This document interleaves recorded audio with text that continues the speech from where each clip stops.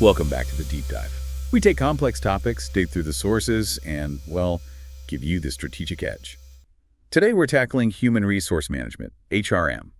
And if you're thinking HR is, just bureaucracy and paperwork, we're aiming to shift that perspective quite a bit. Our sources frame HRM as this core management system. It's about designing and using formal processes to make sure a company has the right talent to achieve its goals, effectively and efficiently. So our mission today is to really distill this structured process for you.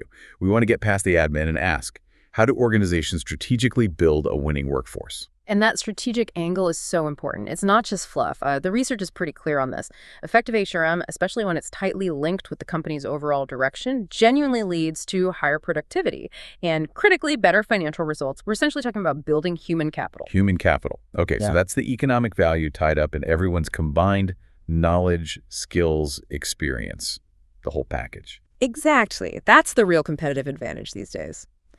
And to manage this capital, the sources suggest HRM revolves around this ongoing cycle built on three main pillars.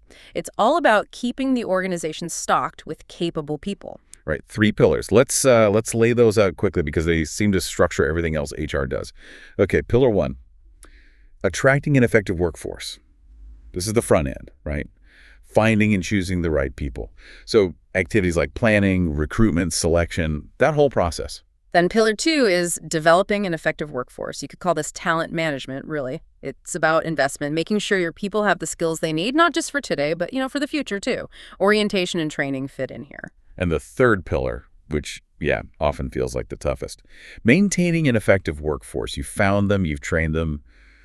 How do you keep them performing well and stop them leaving? Performance appraisal, compensation, career paths, and sometimes, unfortunately, workforce reductions. Can we make this more concrete? You mentioned an example. Yes, the Four Seasons is a great one highlighted in the sources. Their whole strategy treats frontline staff, doormen, housekeepers as absolutely key personnel. They invest heavily in Pillar 1, hiring for attitude, Pillar 2, excellent training, and Pillar 3, motivating, developing, rewarding them well. So that investment directly fuels their competitive edge, the premium service. Precisely. Their HR strategy is their business strategy in a very real sense. It allows them to deliver that exceptional service consistently. Which brings us to that core strategic idea you mentioned, the matching model. Exactly. It's a two-way street. The organization tries to match its needs and values with what the individual offers. And the individual is doing the same thing, looking for a match with their needs and values. And think about the consequences of a mismatch. If the job doesn't fit the person's skills or maybe their values. Engagement plummets, turnover spikes, and that initial investment is just gone. Right. A mismatch is basically a system failure, which logically leads us into the details of that first pillar, attracting talent. And this kicks off with planning. Step one, human resource planning, or HRP. This is about foresight, isn't it? Making sure you have the right number of people, right skills, right place, right time. Absolutely. You can't hire strategically without knowing what you currently have. So HRP begins with a current assessment, essentially a talent inventory. Who do we have? What are their skills, education, experience? Okay, get the lay of the land first. And then the real foundation is job analysis. That sounds a bit dry. Yeah. Maybe bureaucratic. Is it really that essential? It truly is the strategic backbone. It's the systematic process of gathering detailed info about what a specific job actually entails, the duties, the tasks, the responsibilities. If you skip this, well, how do you know who to hire or how to train them effectively? Good point. Job analysis leads directly to two crucial documents. First, the job description. That's the what's the job, duties, working conditions. Exactly. And second, the job specification. That's the who. Minimum qualifications, the skills, education, experience needed to do the job. Description is the job, specification is the person. Got it. And HRP isn't just about today. Managers have to look ahead. They do forecasting, predicting future talent needs based on, say, business strategy, growth goals, market shifts. And forecasting supply, too. Who's likely to be available? Yes, both demand and supply. Which then leads to the gap analysis. Do we have a shortfall coming up? Or maybe a surplus? And if there's a gap? Then you need an action plan. Do we build the talent internally through training? Do we buy it by recruiting externally? Maybe we borrow talent using contractors or temps? Or increasingly, do we redesign the work, maybe using automation or AI? That planning then drives step two, recruitment. finding and attracting those capable applicants. Right, and the sources highlight internal recruiting, promoting from within. The advantages there seem pretty clear: lower cost. Low cost, definitely. But also potentially higher commitment and satisfaction. People see a career path, which is a powerful motivator. Makes sense, but you can't always fill roles internally. No, so external recruiting is often necessary. Using online job boards, social media, university recruitment, employee referrals, all the usual channels. Now, you mentioned the flip side earlier, de-recruitment, when you have too many people. Yes, and the terminology matters here because the impact on morale is quite different for each type. Okay, break that down for us. Well, firing is typically permanent, involuntary, usually performance-related. Right. Layoffs are also involuntary, but often temporary, maybe due to economic downturns or restructuring. The hope is often to rehire. Okay. Then there's attrition. That's the softest approach, just not filling positions when people leave voluntarily. Less disruptive, I imagine. Generally, yes. Yeah. And HR has to weigh these options carefully, considering the impact on the survivors, the employees who remain. Layoffs, for instance, demand really strong communication and support. If you want to keep the remaining team engaged, anyway. Exactly, which takes us neatly into step 3, selection. So recruitment built the applicant pool. Now selection is about screening them, making the choice. It's the science of predicting success, really. The sources stress it's a mutual process. The applicant is selecting the company too. But from the manager's side, the goal is simple: reduce hiring errors. Avoid hiring someone who doesn't work out, or rejecting someone who would have been great. Precisely. The false positive and the false negative. To make good decisions, any selection tool, an interview, a test, whatever, must meet 2 crucial standards. Okay, what are they? First, it must be valid. Does the tool actually measure what it's supposed to measure? And critically, is there a proven link between that measure and success on the job? So does this test score actually predict performance? That's the essence of validity. And second, the tool must be reliable. Reliable meaning consistent. Consistent, yes. Does it measure the same thing time after time?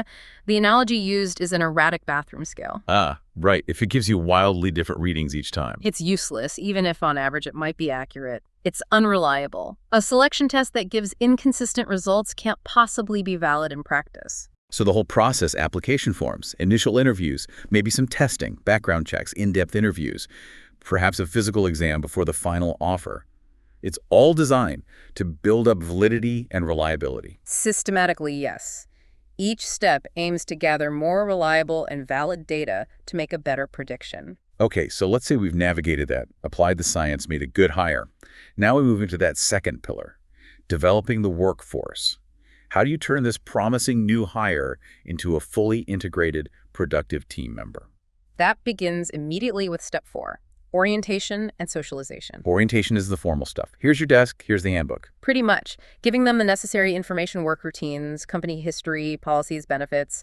The sources distinguish work unit orientation, meeting the team, understanding immediate goals. From organization orientation, the bigger picture, company values, overall rules. Right. But orientation is just the start. The real long-term integration happens through socialization. Which is broader, more about culture. Much broader. It's the process where the new employee really learns and internalizes the organization's values, norms, expected behaviors. How things really get done around here. How does that happen? Is it structured? It can be, yeah. Things like assigning a mentor or a buddy are common methods. Social events, specific onboarding programs focusing on culture, it all helps them learn the ropes, understand the unwritten rules. Okay, so they're settling in. What's next in development? That takes us straight to step 5, training and development. And these 2 terms, well, they're often used interchangeably, but strategically they're distinct. Ah, okay. What's the key difference? Training typically focuses on improving skills for the current job, making the employee better at what they do right now. Like specific software training or on-the-job coaching for a current task. Exactly. Whereas development is broader, more future-oriented. It's about building skills for future roles, greater responsibilities.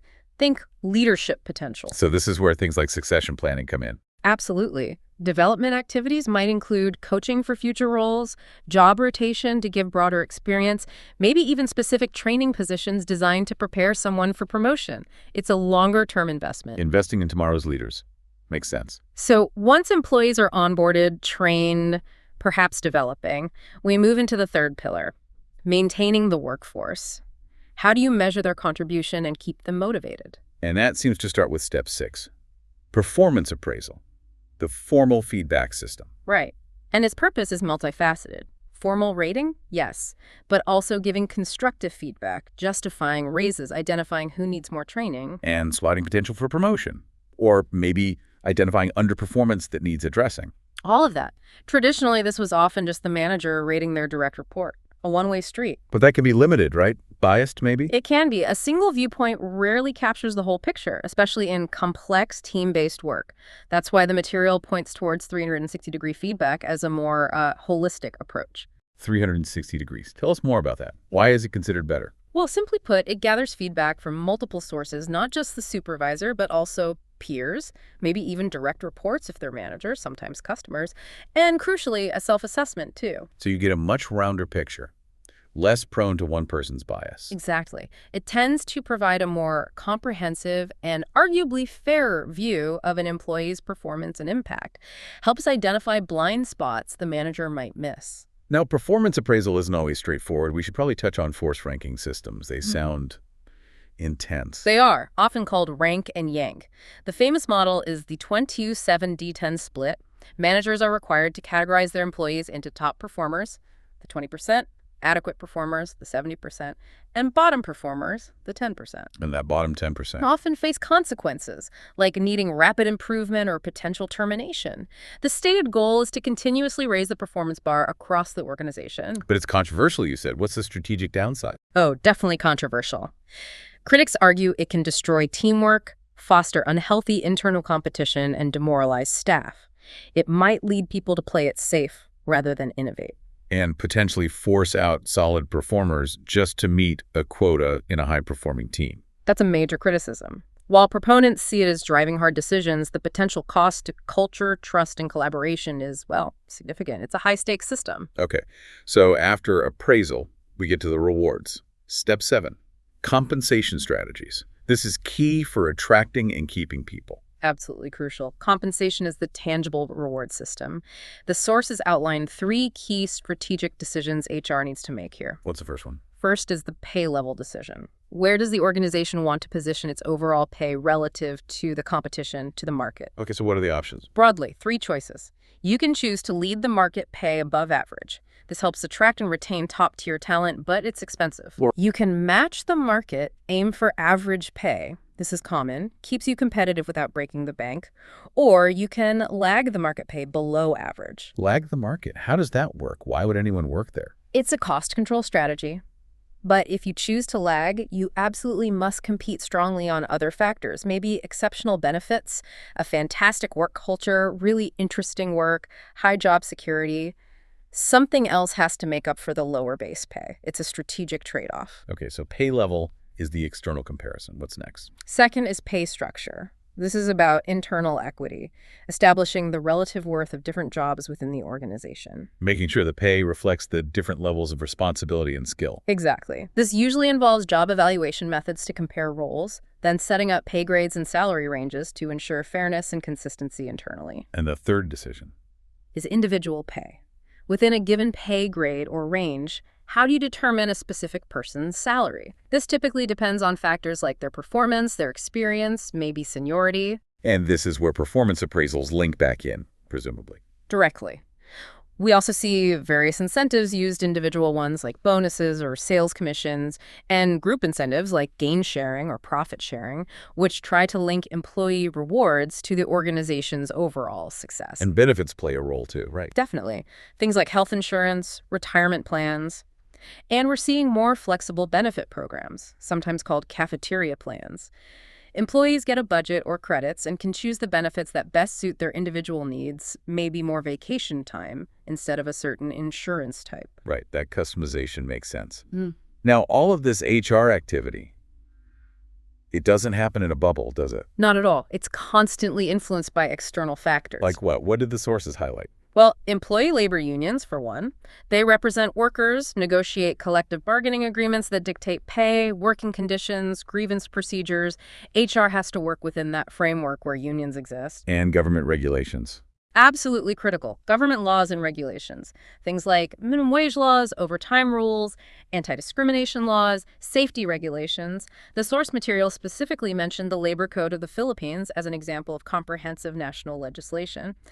These laws set non-negotiable boundaries. What else? Demographic trends, changes in the age, skills, diversity of the available workforce, and of course, the big one, the economy. How does the economy impact HR strategy directly? Hugely. Low unemployment makes recruitment incredibly difficult and drives up wages. A recession or downturn forces painful decisions about pay freezes, maybe layoffs. HR has to be incredibly adaptable to economic shifts. Which brings us to some of the really challenging current issues HR faces. These aren't theoretical anymore, they're daily realities. Yeah, these are the complexities where HR has to balance business needs with, frankly, ethical responsibilities. Let's take downsizing. When cuts are unavoidable, what's the key HR challenge beyond the legal side? I'd say managing the impact on the survivors, the Right. people who don't lose their jobs. Their morale, productivity. Both. HR is crucial not just in planning the reductions sensitively, but in communicating clearly with those remaining about the company's future, providing support, maybe restructuring workloads. If you don't manage the survivors well, your best remaining talent might just walk out the door. A ripple effect. Yes. Okay, what about interpersonal issues, like workplace romances? Tricky territory. HR needs a very clear, well-communicated fraternization policy. To manage the risks, potential conflicts of interest, claims of favoritism, or even harassment down the line, some organizations use things like consensual relationship agreements. Sometimes called love contracts? Yeah. Basically, both parties acknowledge the relationship is consensual and understand the company's harassment policy and procedures for reporting conflicts. It's about managing risk and ensuring fairness. And that links to the huge issue of sexual harassment. Absolutely critical. Requires a zero-tolerance stance embedded in policy. Regular, mandatory training for everyone is key. And there must be a clear, confidential process for reporting and investigation. Confidentiality and protection against retaliation seem vital there. Utterly vital. Anti-retaliation measures have to be explicit and strongly enforced, otherwise people simply won't report incidents. HR has to build and maintain trust in the reporting system. Finally, let's touch on the glass ceiling, that persistent barrier. Still a major challenge. That invisible but real barrier stopping women and minorities from reaching the top leadership roles in proportionate numbers. HR has a central role, really, in actively dismantling the systemic biases that create it. But how can a system tackle something so ingrained in culture, maybe even unconscious bias? It requires deliberate systemic interventions. The sources point to things like mandatory unconscious bias training for anyone involved in hiring or promotion decisions. Also, making promotion processes incredibly transparent based on objective performance metrics. And crucially, implementing formal sponsorship and mentorship programs specifically aimed at identifying and developing talent from underrepresented groups for leadership pipelines. So the formal HR system has to be actively used to counteract biases that might be embedded within it or the wider culture. Precisely. It requires ongoing effort and vigilance. Wow. Okay. So we've really covered a lot of ground, from seeing HRM as strategic human capital management, through the three pillars: attracting, developing, maintaining, and the detailed steps involved, right up to these complex modern challenges like downsizing, harassment, and actively fighting the glass ceiling. Yeah, the core theme running through all of this is that HRM uses formal systems, structured processes, policies, but the sources keep reminding us that the people being managed within these systems are, active and responsive elements. They're not just cogs in the machine. They're human. Exactly. Which raises, I think, a really interesting final question for you, the listener. How can an organization make sure its formal HR systems, its job specs, its pay scales, its appraisal methods stay flexible enough? Flexible and maybe empathetic and equitable enough to manage talent that is fundamentally human. Talent that's emotional, changing, sometimes unpredictable. What happens when that structured system meets the messy reality of an individual person? That's the ongoing challenge, isn't it? Where the process meets the person. A really profound point to ponder. We definitely encourage you to think about how these HR systems, and hopefully that necessary flexibility, operate within your own workplace. That's all we have time for on this deep dive. Thanks for joining us.